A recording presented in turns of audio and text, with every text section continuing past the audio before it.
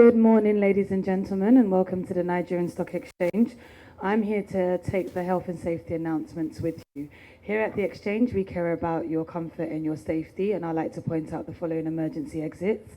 In case of an emergency, we have an emergency exit located to my right behind this backdrop banner, and we also have the stairs allocated next to the elevators. Please do not use the elevators in case of an emergency. Also, please note that immediately out of this room to your right are the conveniences. With that being said, I'd like to wish you all a happy new year and welcome the CEO of the Nigerian Stock Exchange, Mr. Oscar N. Onyema, OON. Thank you.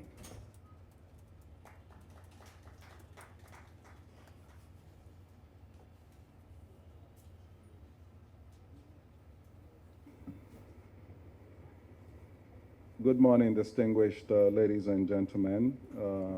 Happy New Year. And it gives me great pleasure to welcome you to the NSE 2015 Market Recap and Outlook for 2016. This session is really for the press, investment analysts, and research analysts. I'm going to read from prepared statements, and then we can do questions and answers afterwards. The world at a glance. The year 2015 proved not to be an easy one for the global economy, which is expected to have grown at 3.1% compared to 3.4% in 2014. We believe that the three biggest contributors to the global slowdown were normalization of monetary policy, slump in commodity prices, and slowdown in China. For many countries other than advanced economies, the sources of slower growth range from decline in commodity prices to overhang from previous credit crises to political turmoil. In emerging economies, 2015 marked the fifth consecutive year of declining growth at 4%. After routinely outstripping mature economies by 4 or 5 points in the previous decade, the emerging economies only performed better by 2 percentage points in 2015. In sub-Saharan Africa, growth slowed to 3.8% compared to 5% in 2014. Like many emerging markets governments, the federal government of Nigeria is largely dependent on oil exports as its leading revenue source. Thus, FGN revenue suffered extensively from sustained low commodity prices in the global market, as well as political and economic policy uncertainty leading up to and following the general elections held in April of 2015.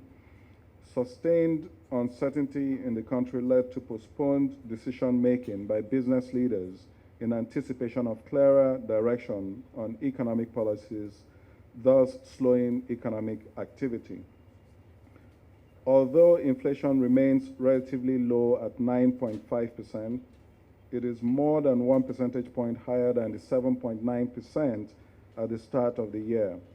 The Central Bank of Nigeria left its benchmark interest rate at 13% for most of 2015, but took measures to tighten liquidity to support the weakening naira. In November, it reduced the benchmark interest rate to 11%, the first drop below 12% in the last 6 years. The Monetary Policy Committee also reduced the cash reserve ratio from 25% to 20% in order to inject liquidity into the banking system. Despite weak emerging market growth rates, coupled with domestic security challenges, declining oil prices, and a volatile currency trend, the Nigerian economy is still expected to have grown at an estimated 4% for 2015, illustrating Nigeria's resilience. The NSE's market recap. The year began with the continued depreciation of the naira against the dollar and uncertainty around the direction of economic policies, which fueled an already prevalent bearish sentiment in the Nigerian capital market. The NSE's flagship index, the NSE All Share Index, declined by 17.4% in 2015, closing the year at 28,642 points after starting the year relatively flat. This is due to a combination of aforementioned factors, including political risk, currency volatility, and uncertainty in global crude oil prices. The NSE Banking Index was the worst hit, plunging 23.6%, followed closely by the NSE 30 Index and NSE Mainboard Index, both down 17.6%. All the NSE market indices performed poorly relative to their 2014 performance, except for the NSE Industrial Index, which saw an uptick of 1.3%. The market for new equity listings was flat for the year, with only 4 new equity listings, 1 on the main board and 3 ETFs. In contrast, 5 companies were delisted in 2015, bringing the number of listed companies and number of listed equities to 184 and 190 respectively. Turnover velocity declined through 2015 by 17%, with equity turnover declining 28.8% to 952.8 billion naira, and a foreign and local participation rate of 54.24% and 45.76% respectively in total value traded. Average daily turnover was also down 28.5%.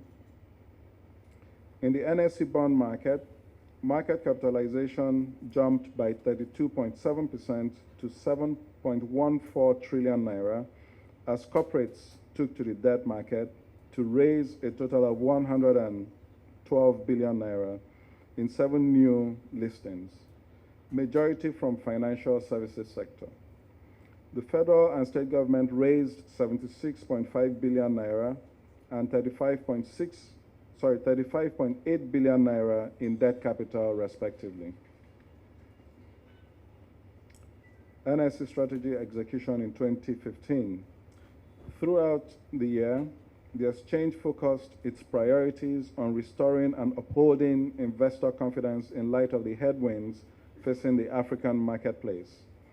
Except for one, all the African stock exchanges were negative in US dollar terms for 2015. Despite the downward trend in the stock market, the NSE still recorded several positive milestones in executing its strategy. Business development. The NSE launched its premium board, its new listing platform, and its associated premium board index. Staying with indices, it also launched the NSE Pension Index and the NSE Main Board Index. We signed an agreement with MSCI Global to develop, co-brand, and jointly distribute on a global basis our family of indices. The exchange launched its post-trade allocation service for NSE operators, which commenced in December of 2015, and we continue to move forward with the demutualization process of the exchange with the appointment of the consortium of financial advisors as well as legal consultants and tax advisors to help drive the NSE demutualization. Domestic and foreign investor drive. 3 new exchange-traded funds were launched in 2015. We held investor clinics and capital market events, 4 of which I would highlight. We held the CEO's round table in collaboration with Bloomberg, held in Nigeria. We also held a Nigerian Capital Market Sustainability Conference, held in conjunction with Ernst & Young and the Global Reporting Initiative in Nigeria, and had Investor Forum for Nigerian Diaspora in Switzerland and across Europe in January of 2015. In June, we held our investor roadshow at the London Stock Exchange Group. Investor protection. The exchange started the implementation of the minimum operating standards for dealing members. With regards to financial literacy, we held approximately 200 investor events across Nigeria. The Board of Trustees of the Investor Protection Fund approved 158 claims valued at 42.2 million naira. The exchange also launched the Broker Oversight and Supervision System XBOSS, which is the first of its kind in West Africa, and its electronic rulebook, which is a comprehensive repository of all of NSE's rules, which is now available on our website. With regards to corporate citizenship, we continue to run our essay competition, which is in its 15th year. For 2015, we received 4,200 essays competing for the total prize money of 3.2 million naira.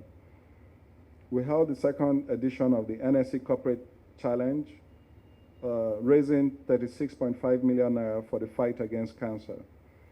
And we also launched Adopt a School initiative, which culminated in the commissioning of a learning and development center donated to OK Odo Junior College in Lagos.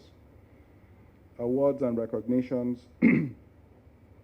We became the first exchange in Africa to achieve the ISO 27001 2013 certification and received recognitions as Africa Regulator of the Year 2015, 2015 Financial Institution Award, 2015 Award for Promoting Best Practice, Reporting and Corporate Disclosure, and also an award for Best Corporate Social Responsibility. 2016 Outlook. Global Economic Outlook. The global economy is poised for moderate economic growth in 2016. Among emerging markets, recession has materialized in Brazil and Russia, and the trend is likely to continue amid weakening oil and other commodity prices. In sub-Saharan Africa, while the recent performance of Nigeria and South Africa has been lackluster, the overall region has weathered the commodity slump better than Latin America and elsewhere, with growth slated at 4.3% in 2016, up from 3.8% in 2015. This growth is expected to be supported by the moderate recovery in the global economy and growth in low-income developing countries, which compared to 2015 are projected to grow by 1 more percentage point to 5.8% in 2016. Uncertainty and volatility dominate forecasts for the new year and beyond as Nigeria struggles with commodity price shocks and the resultant impact on the naira. This is also in the context of adjusting to new government policies targeting import substitution, inclusive growth targeted towards lower income earners, security, and eradication of corruption. Nigerian capital market outlook. The capital market has an opportunity to effectively finance the federal government's proposed budget deficit for 2016 and the implementation of its medium-term expenditure framework, MTEF.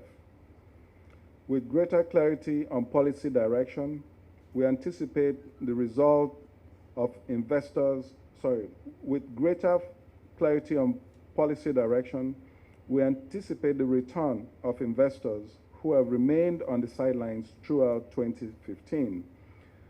This return is predicated upon return of investor confidence as a result of 1, effective implementation and communication of the government's economic blueprint. 2, credibility in monetary policy stance. 3, relative stability in the macroeconomy, especially around oil price stability above benchmark targets, increase in tax collection to GDP ratio, etc. and improved security across the entire nation. NSE outlook. The NSE will focus on executing its strategy in order to continue to provide a credible platform for financing the economy. To this end, we intend to intensify engagement efforts with the government. We have prioritized 3 initiatives for 2016 that are aimed at achieving the exchange's 3 strategic objectives of increasing the number of new listings across 5 asset classes, increasing order flow in these 5 asset classes, and operating a fair and orderly market based on just and equitable principles. The 3 areas or the 3 initiatives that we'll be focusing on in 2016 are demutualization of the exchange, establishment of a derivatives market, and monetization of market services suite. The downturn from 2015 has already continued into the new year. Accordingly, we anticipate 2016 to be a challenging year for the capital market and the domestic economy.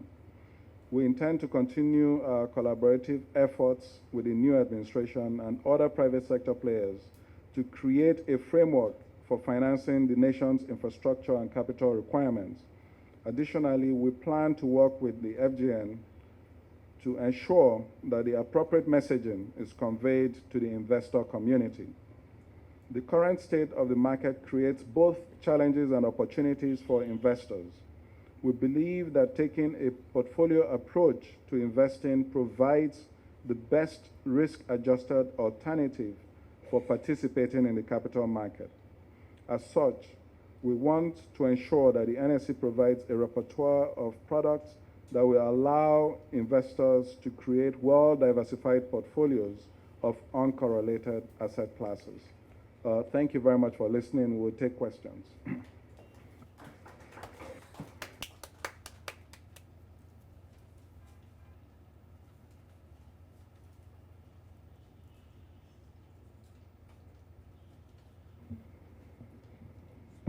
I think we'll take the questions in groups of 3s.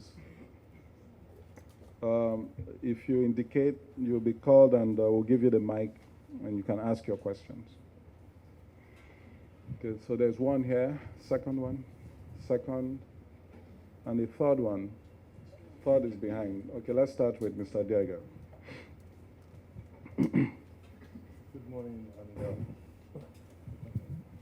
Good morning and Happy New Year to the ITABU. My question has to do with what is the plan to these years, looking forward, looking towards this 2016, what is the plan for NSE? Because the barometer which we have been used to measure the performance, which is the index and the cap, as at close of, as you have mentioned, was down. And the investors are worried, not only investors also. Even we, the press, are worried because we do not know what else to tell the investing public. What will you think we should be telling them? Thank you.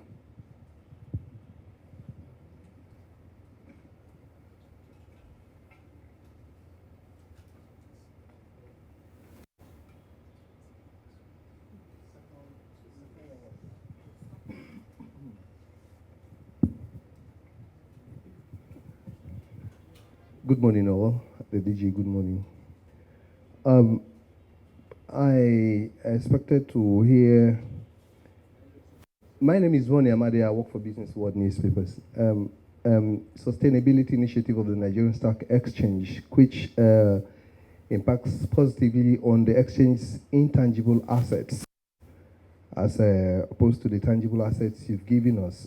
I, as a journalist who will cover the Nigerian Stock Exchange, I discovered that the market was short sometime last year to stop prices from declining. I don't know if that's true, and if that is true, how many times was the market shut? And again, on the sustainability initiative, I also find out that the exchange has a restroom here and a crèche and a gym, but the stockbrokers are not allowed to use such facilities. Is it true? Again,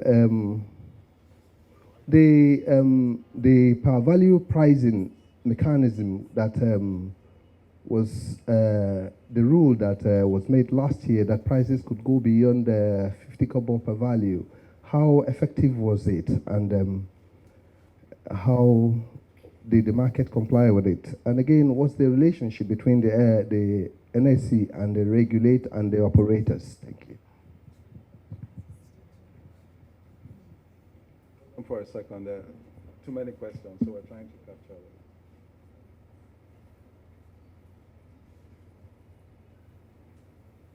Okay, next one.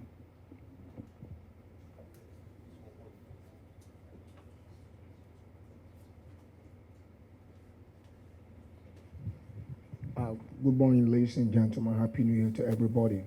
My name is Peter Obiora. I write for Invest Advocate Online. Sir, is getting to 8 years now from my counting, if I'm correct. The issue of the mutualization, I'm seeking clarification on that.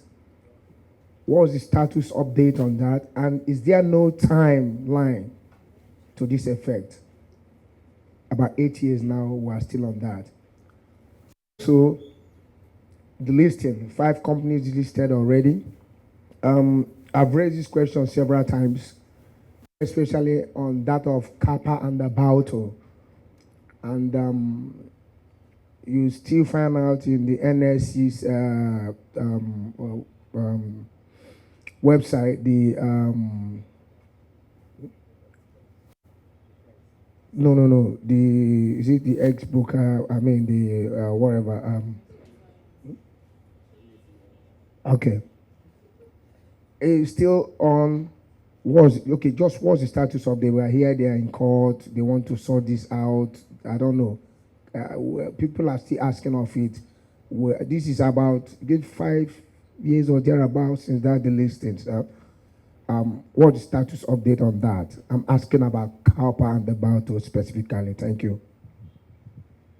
Thank you very much. We'll take this round and then we'll open it up for another round.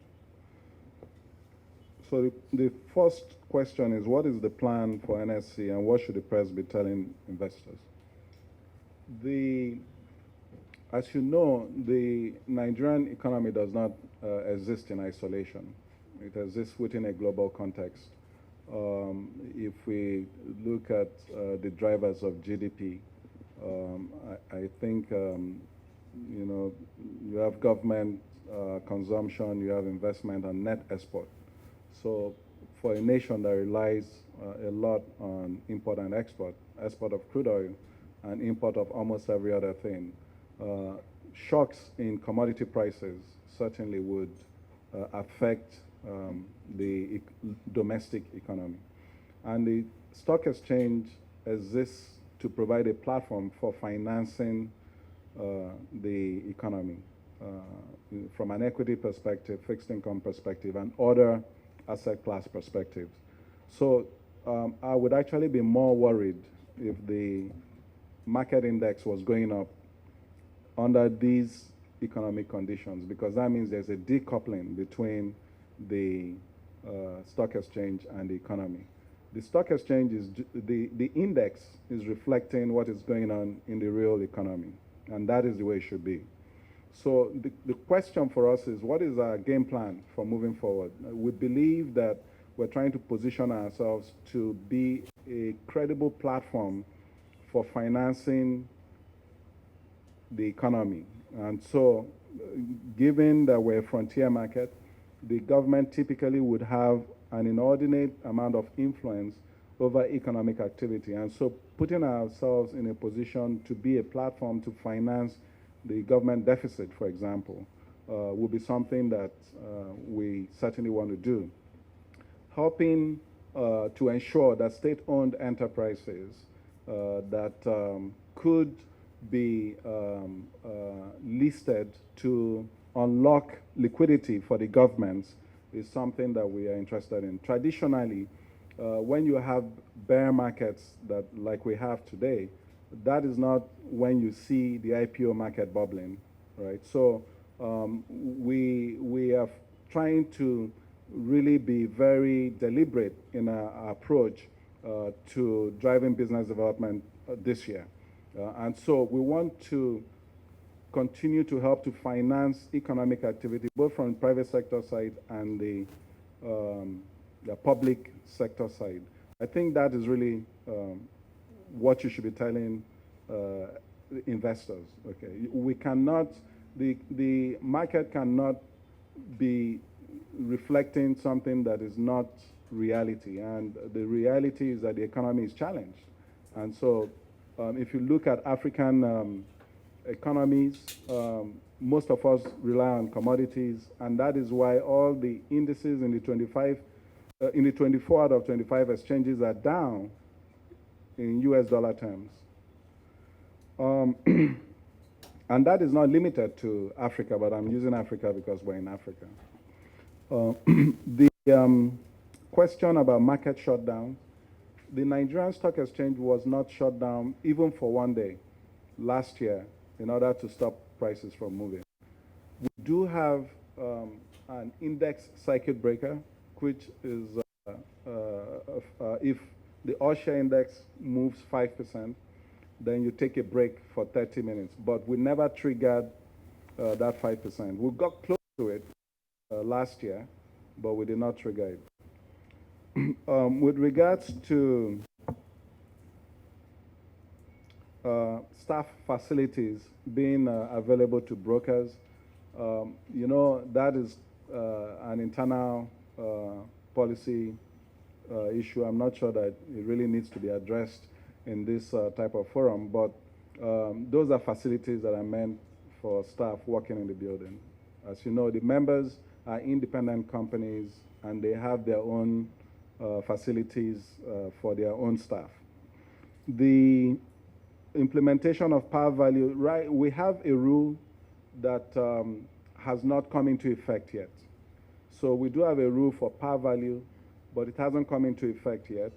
And it was widely announced that when we set an effectiveness date, that we would let the whole investing public know. So that rule is not effective yet.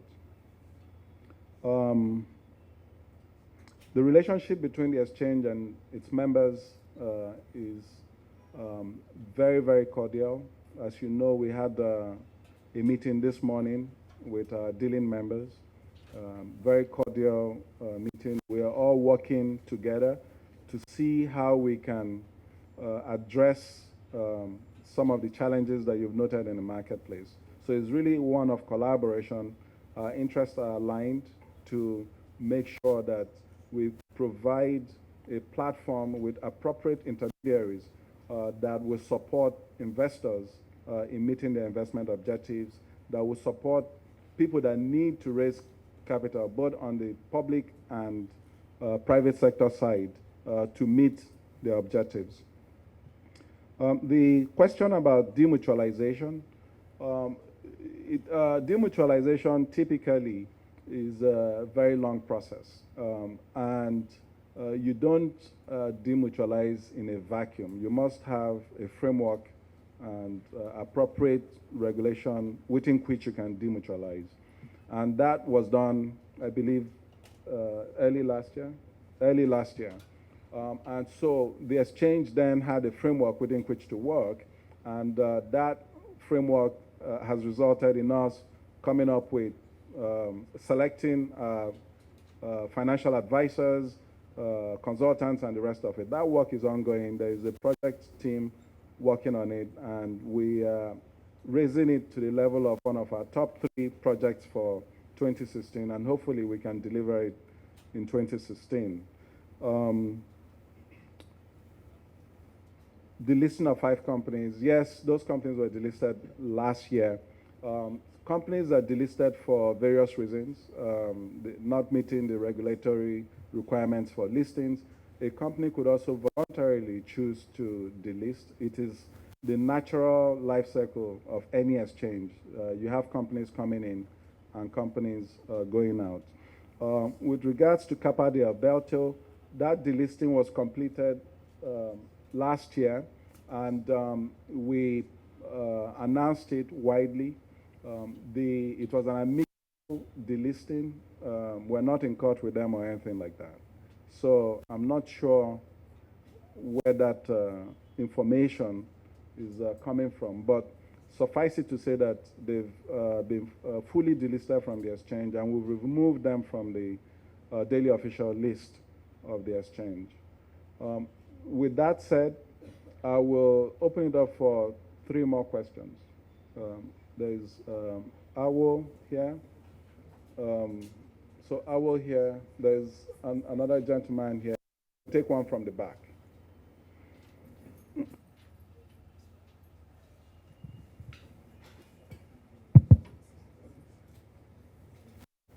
Thank you very much. My name is Sihai Arai for Business Day.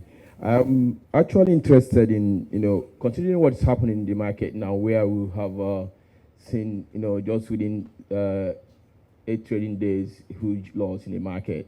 And I expected you to have, told us what's happening to the market making initiative, introduced by the exchange some time ago when it had similar scenario, and that initiative seems not to have played an important role in saving this market. So what's happening, and what's the major obstacles in the successful takeoff of that? Thank you. Thank you. Nona Awo, I work with Palesa Capital Market Associates. I want to think that the exchange needs to further educate those of us who cover the market much more than you have done. And the reason is simple.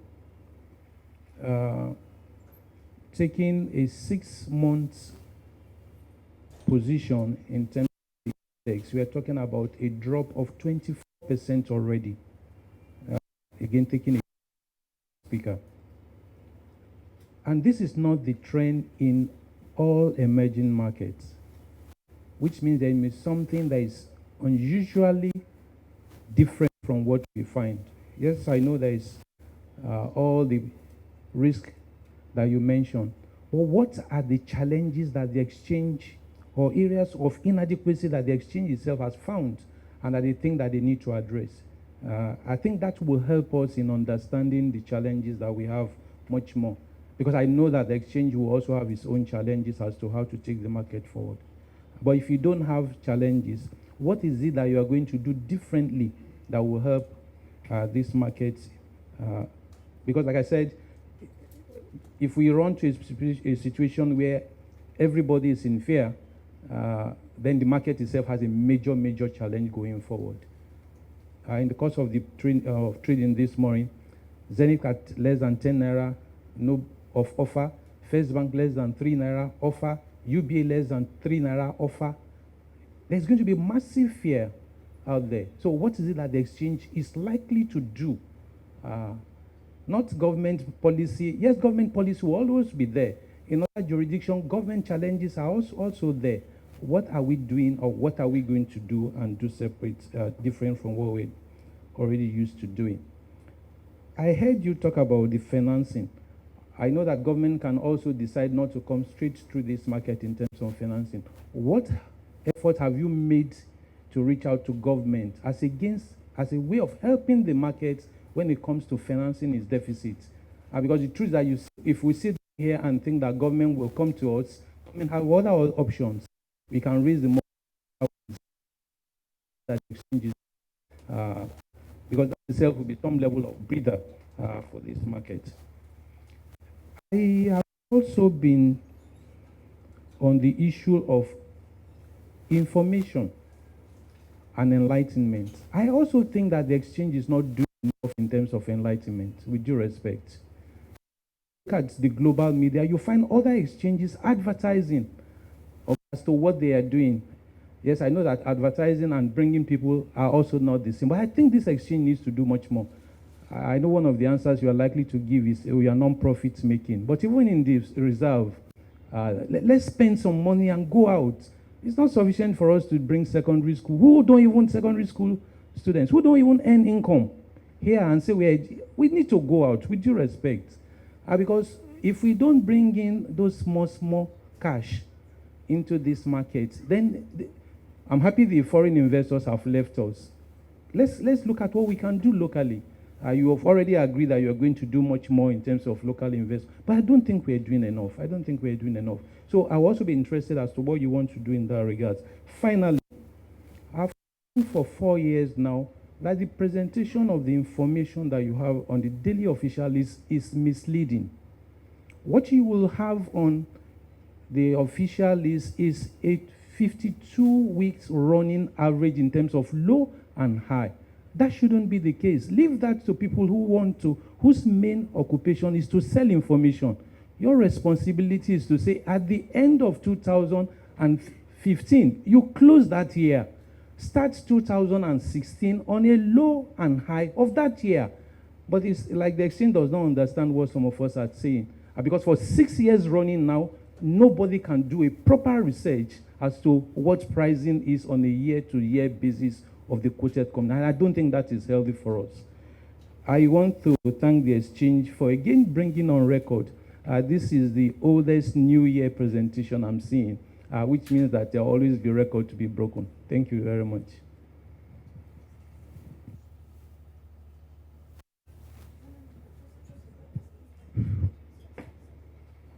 My name is Mode Steve. My NLPC Pension Fund Administrators Limited. My question is this. With the likely increase in government borrowing this year, going by the budget's deficit, we might see an increase in government yield. The return on government bond might likely go north. This not affect the market, where investors will have to fly for safety, take flight for safety, and want a return that is better than the stock market. What measures are you putting in place to give investors confidence to still stay with this market? And do you see this market moving from the negative region to the positive? Thank you. And this year.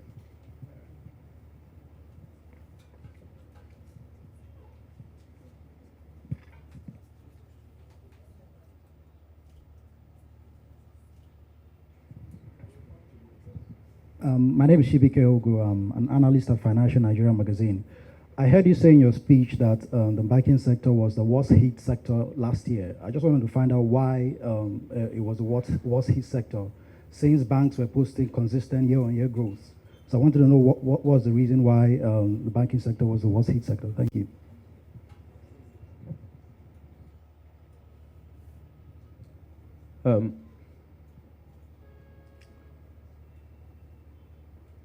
Okay. My name is Johnson Okola. I write for National Mirrors newspapers. Sometimes last year, the claimants of Investor Protection Fund, you brought them to this. Some of them, I think, some of them came to this place, and you are able to pay some people. Sometimes last year, and you still said that the other people, they are in the process, and since then we've not heard anything about them, particularly their names. We want to know them. We want to know whether actually the money are paid to them. Thank you.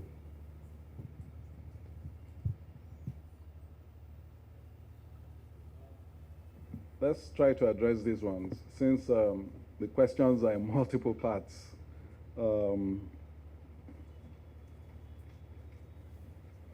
First one is from Business Day, I believe, market making initiative on the exchange.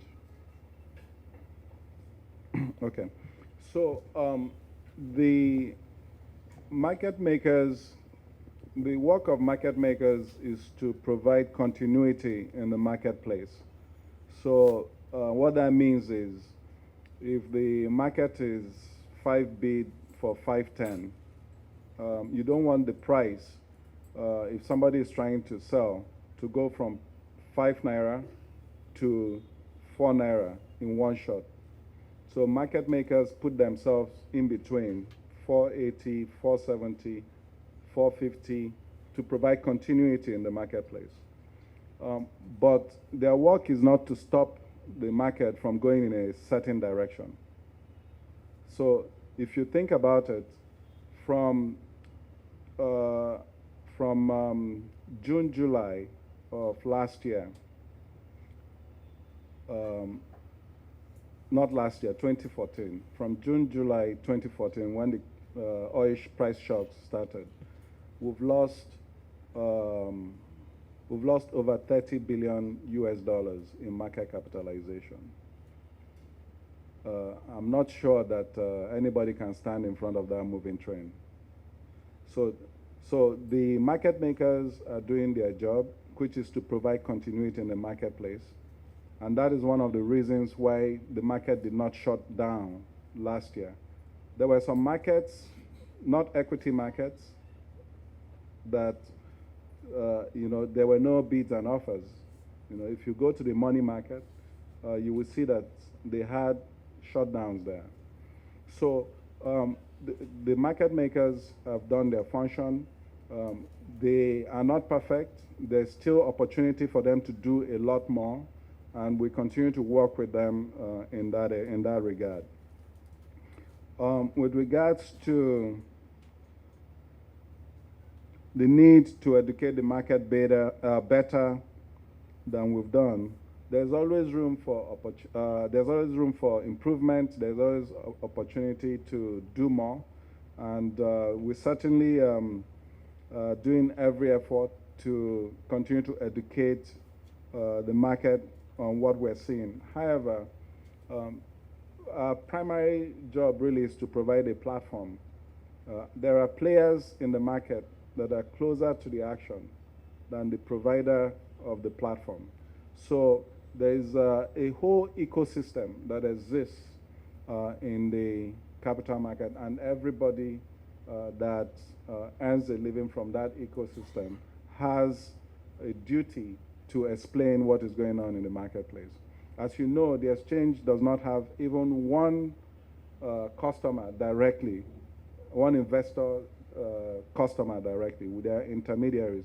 And so we would continue to provide an investor education effort, but there's a lot more that everybody in the ecosystem can do together, including the press. We're all in the ecosystem together.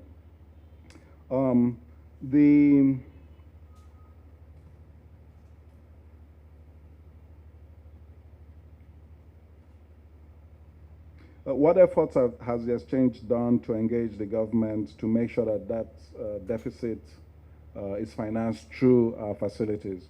We've engaged government at every level, from the DMO office to the highest levels. As you know, if you look at the debt stock of Nigeria, it's about 64 billion US dollars. 10 billion of that foreign and 54 domestic. And so the government has to really make a few strategic decisions as to what portion of the budget deficit is going to be financed locally and what portion is going to be financed internationally. For the local one, we're in the game. Now, the second question, which I believe is from Mr. Yusuf? Mr. Steve, is don't we think that there's going to be crowding out and interest rates going up and people moving away from equities to fixed income? This exchange is a three-product market today. We offer equities, we offer fixed income, and we offer exchange-traded funds. Like I just said, we're working to deliver derivatives this year. And so our job really is to provide a platform that gives investors a repertoire of products within which to take positions and realize their investment objectives. So for us, we're really agnostic, whether you're in equity or bond or exchange-traded fund or whether you're doing derivatives, as long as we're providing the platform to allow you to meet your objectives. Having said that, we also realize that the equity product category, over long periods of time, give you the best returns from all empirical studies that we've seen.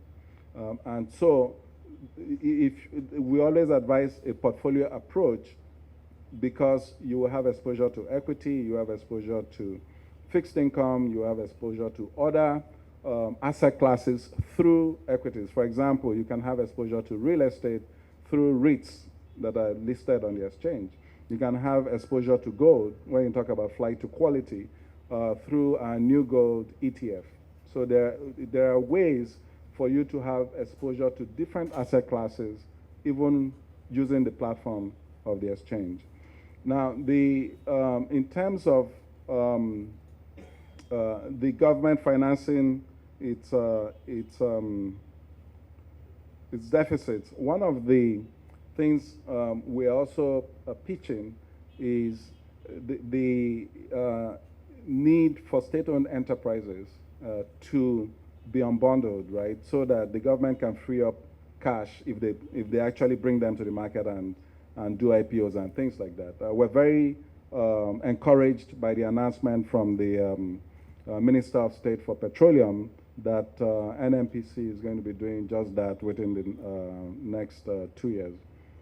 So those are the types of things we believe will free up monies for the government to pursue its policy direction while maintaining some holdings to get upside and giving Nigerians an opportunity to have an ownership stake in these entities. And by the way, governments around the world have shown that they are not as effective in running corporations as the private sector. And so that is also something that is very encouraging to see from the government.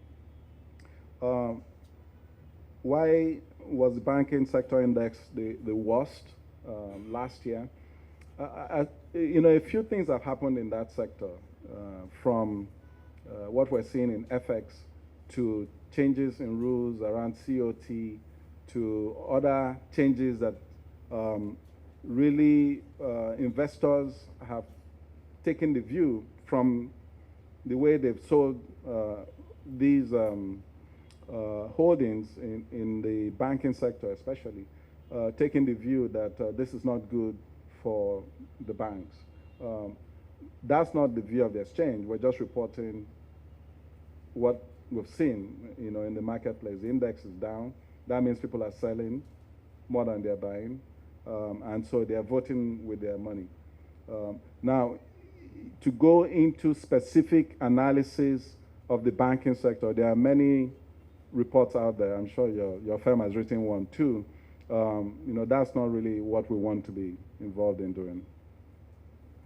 And then the IPF payouts.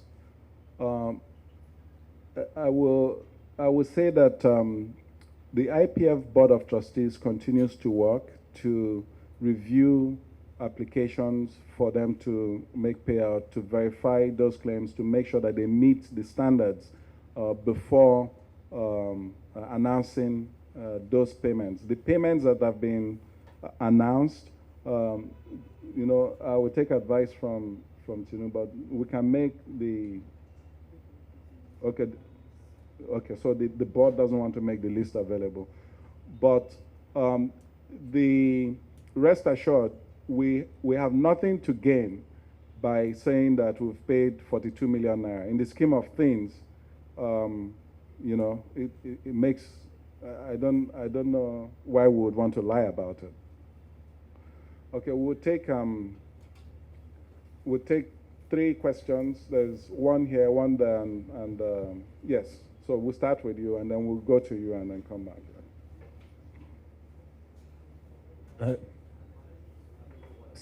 Porter with Bloomberg, and I just wanted to know if you could just comment on what's gone on so far this year. I know you've touched on why the market's in a bearish state, but it's down about 15% this year, and as of yesterday, it was the worst performing exchange globally after those in China and Saudi Arabia.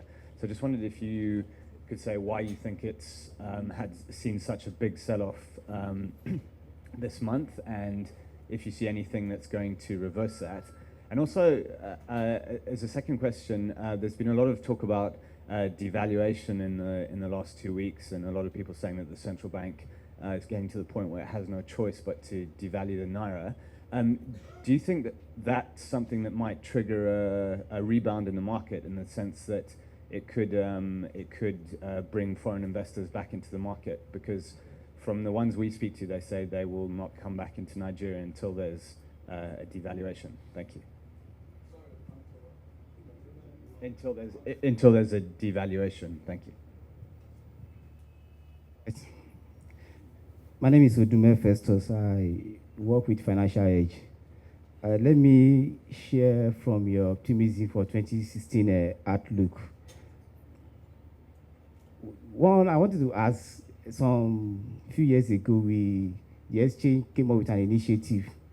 I'm asking that question based on your projection vis-a-vis how the capital market will help the government in financing the deficit of our budget.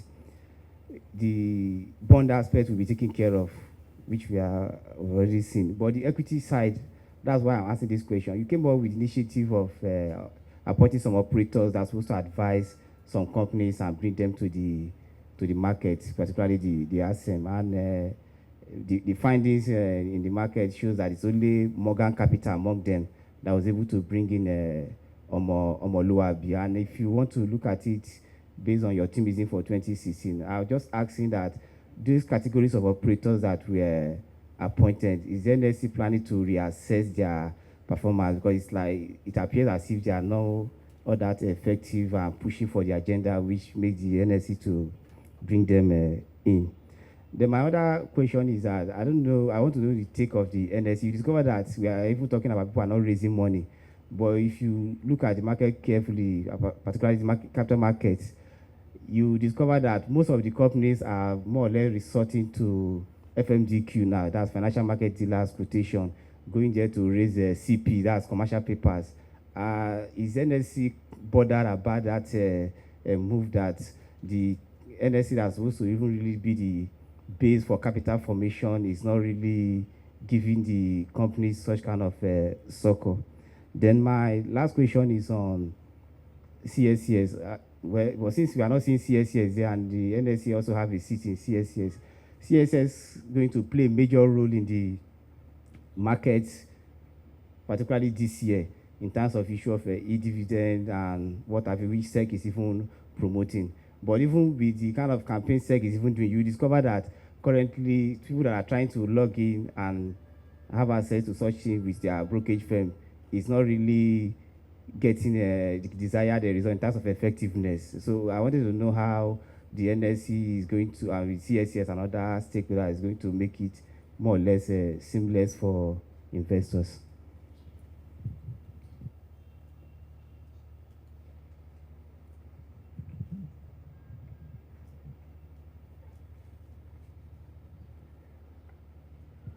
Yeah, good morning. Okay, Onyema is my name. I work for Business Hallmark.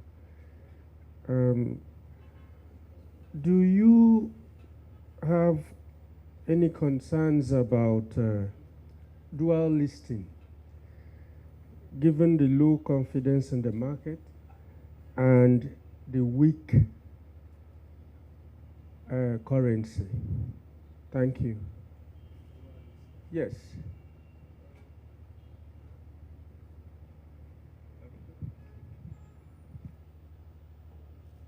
We'll take the three questions. Yeah, all right.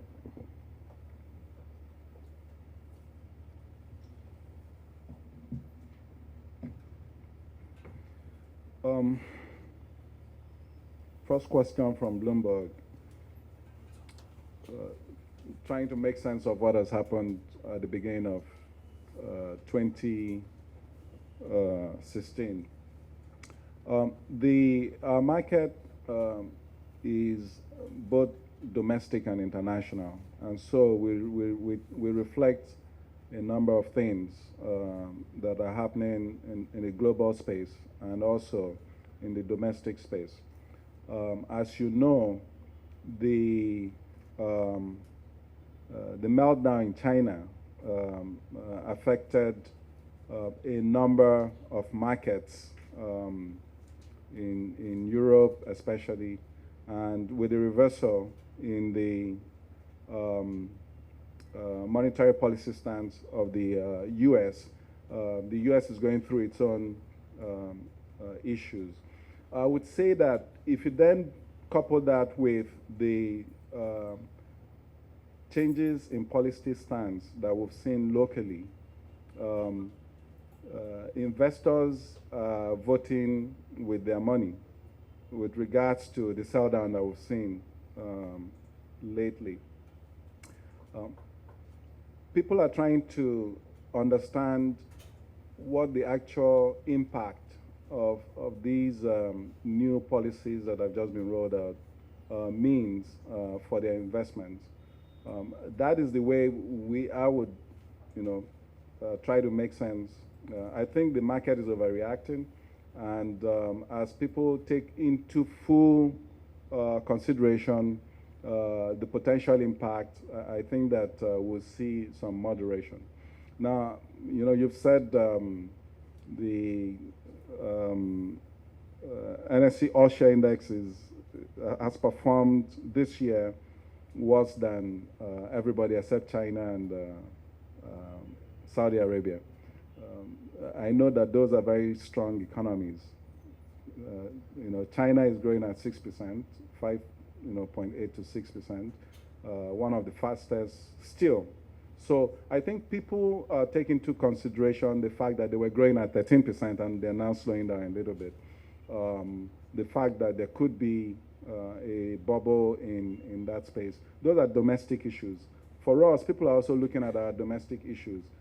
In a market, the fact is that market activity is still, or was, 45 to 60% driven by foreign investors that have to convert money to Naira in order to make investments. You're going to see the impact if they do not feel that there's credibility at the exchange rate with which they have to make the conversions. We think that with government, giving more clarity around the various policies that are coming out, people will have more data points for making investment decisions. Now, investors can tell you one thing and do something else. So we really rely on what they've done and how they are voting with their money. That's the best indicator for really knowing what they are thinking. And so it remains to be seen whether the foreign investors are coming back or not. What is important to us is that we continue to reflect what is going on in the economy, and that we continue to provide a platform that would help in financing economic activities. So we're not really very much interested in speculative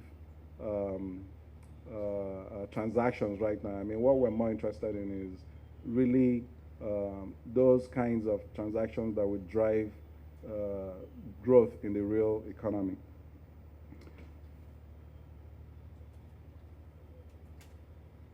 Devaluation. Again, I think the devaluation debate is the wrong debate. For us, the debate is really how can we drive growth? What is going to drive growth? People devalue for various reasons. I mean, if you have a significant base of exports, you could devalue to become more competitive. So you must devalue in a context if you're going to devalue or choose not to devalue. For us, we think that the important discussion is how do you drive economic growth?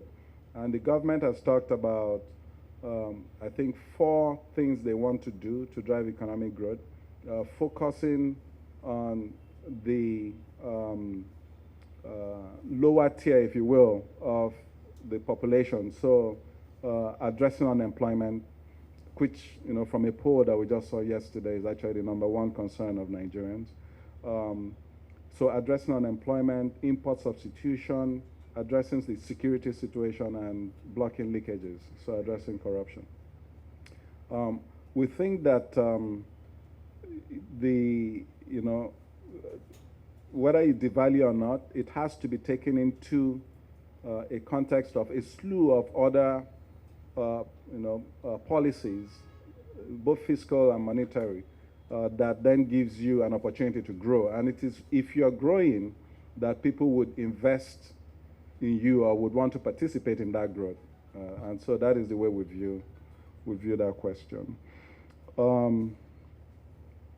Nominated advisors with regards to ASM and driving the listing of SMEs and small companies.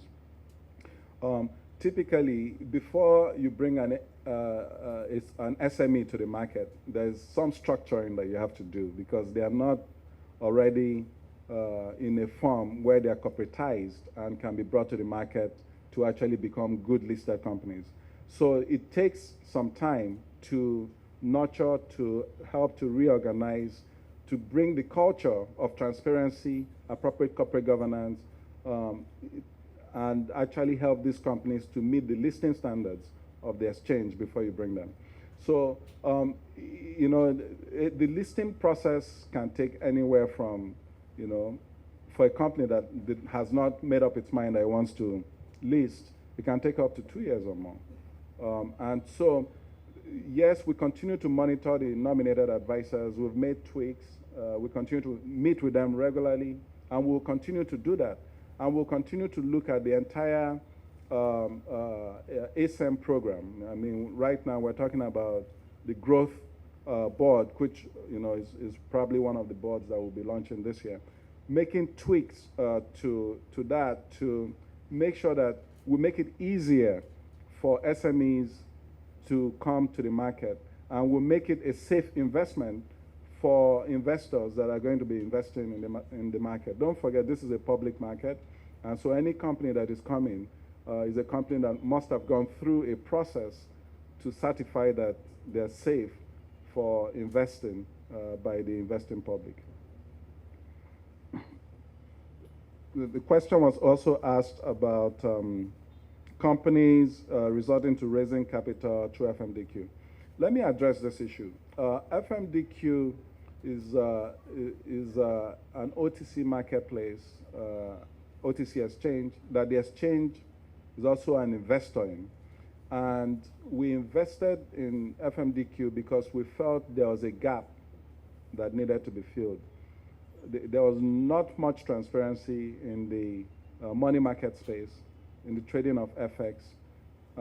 There was no commercial, the commercial paper business had even died. So the exchange does not provide commercial paper. So it's not, companies there are different product categories that companies can use to raise capital. And so we're very happy that these companies have decided to use commercial paper and that there's a platform for them to do it. Having said that, we provide different types of product categories, including fixed income that they could have chosen to do, corporate bonds. I've given you statistics on the corporate bonds that were done on the exchange last year. I think for the first time, we actually had more corporate bonds than federal government bonds. I think the bond category did 112 billion naira. So there's the thing is to give companies a slew of products and then let them choose the product that allows them to meet their own objectives. And that is why we invested in FMDQ. While we're at it, I should also say that we invested in NASD because there was no transparency in the trading of securities of companies that are not listed. And we thought that that was a good effort to also continue to develop the capital markets. So you can view these investments as a way to fill in gaps that existed in the capital markets, and is also giving companies opportunities to address their various needs. I can't address the CSCS question, unfortunately. I do know that CSCS has worked very closely with the exchange and the SEC to provide a platform that will allow for e-dividends. But the specific technical questions on challenges on e-dividends, I would have to defer to the operators in CSCS. The question around concerns about dual listing given low currency rate. I imagine you're talking about our agreement with the London Stock Exchange, where companies can do dual listing on both Lagos and London. Is that the question?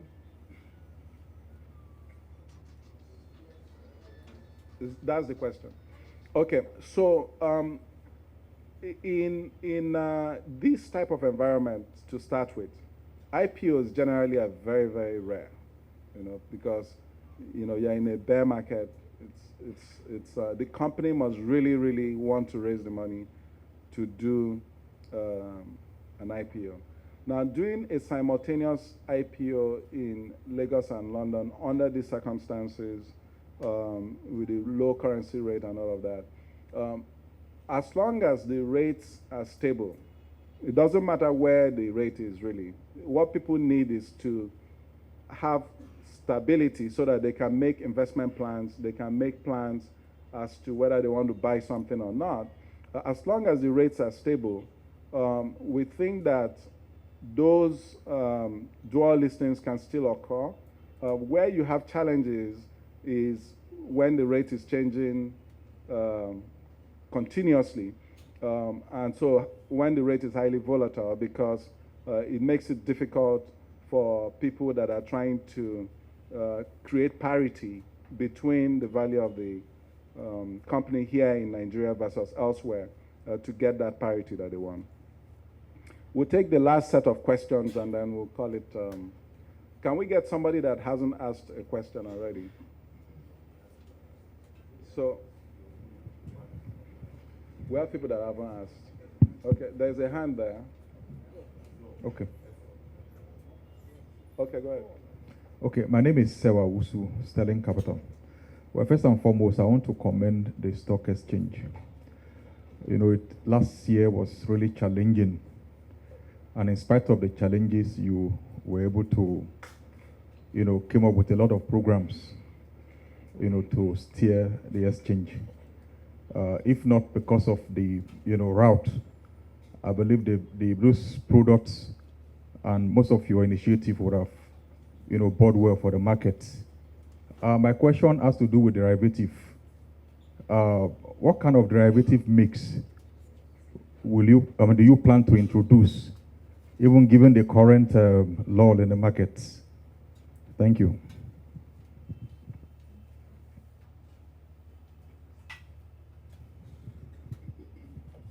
My name is Effiong Ekoba. I work for TVC. Decline in the market could really present opportunity, and that is if there are some people that still have money that maybe they source somewhere. But what we are seeing currently is that there seems to be a condition that creates fear. That's one thing. Now I ask, at what stage will this market tell the federal government that there's a problem? Considering the fact that in advanced markets of China, we've seen the government intervene in that market directly and beef up activities. So if we have a decline in such a way that it creates so much fear, and I do not want to play in the market, will this exchange now want the federal government to do something? And I ask, at what stage will that happen, sir? Thank you.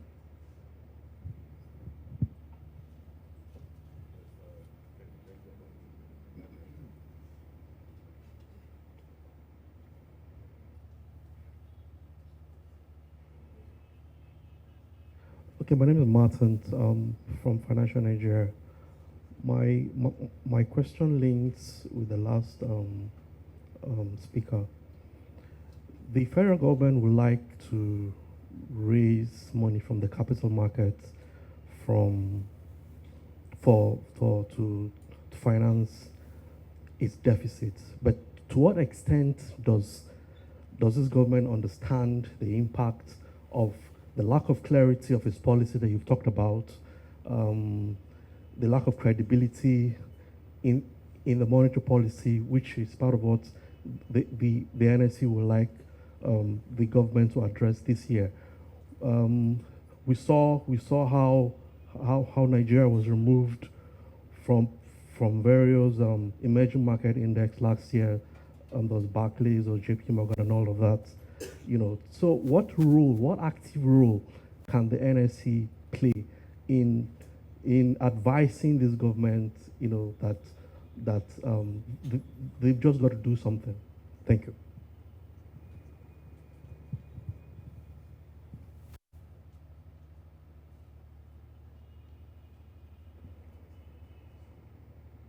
Okay, thank you very much. The first question from Sterling Capital, derivatives mix to be introduced. You will recall that last year we had a feasibility study done, and we engaged with various groups to find out what the appetite is and what they will see rolled out. Most likely, you're probably going to see us start with equity futures, and then over time we'll extend to other asset classes, as people begin to take up the product, right? So we will start from equity futures and then extend all the way out to, if there is demand for it, even oil futures. But that is like many years away. What is in front of us right now is, doing adjacencies. So starting with derivatives on products that we're already trading, and then extending them to interest rates, FX, and other financial products before we begin to go into commodities. With regards to the fact that there's fear and panic, that is a fact. What the exchange can try to do is to make sure that people are able to contextualize what we're going through now. So this is not the first time we've gone through a crude oil price shock, and this is not going to be the last time. The markets move in circles, and we need to just continue to do a better job of preparing ourselves for the next bust cycle when you have a boom cycle. You can see that the fiscal buffers have not held up as much as they should have held up. And that is really one of the major differences between us and some of these other countries where they have significant reserves as compared to us. The exchange has informed the government that there is a problem. The government knows that there is a problem. I think that the way you approach the solution to the problem is multi-faceted, if you will. And we do not want to have any knee-jerk reaction. Okay, if you look at what happened in China, the government intervened and it did not succeed. In fact, it created more panic. So we have to be very careful in what we are asking for. And so there has to be appropriate analysis as to the best way to address the fundamental issues. The market has to continue to be reflective of what is going on in the economy. So what we would like to see is clarity of messaging, and as the economy responds to the slew of remedies that the government is deploying, the exchange and the market will react to that. Okay, so that's very important to clarify. And then the last comment is, to what extent does the government understand the impact of policies? I really cannot answer that. I mean, I'm not the government. You have to ask the government directly. With that said, let me thank all of you for your active participation, the questions, thought-provoking questions. Again, I wish you a happy new year. We chose to have it today because we felt so many people have been out of the country, out of Lagos, as you know. We wanted everybody to be back and to be focused before having it. Thank you very much.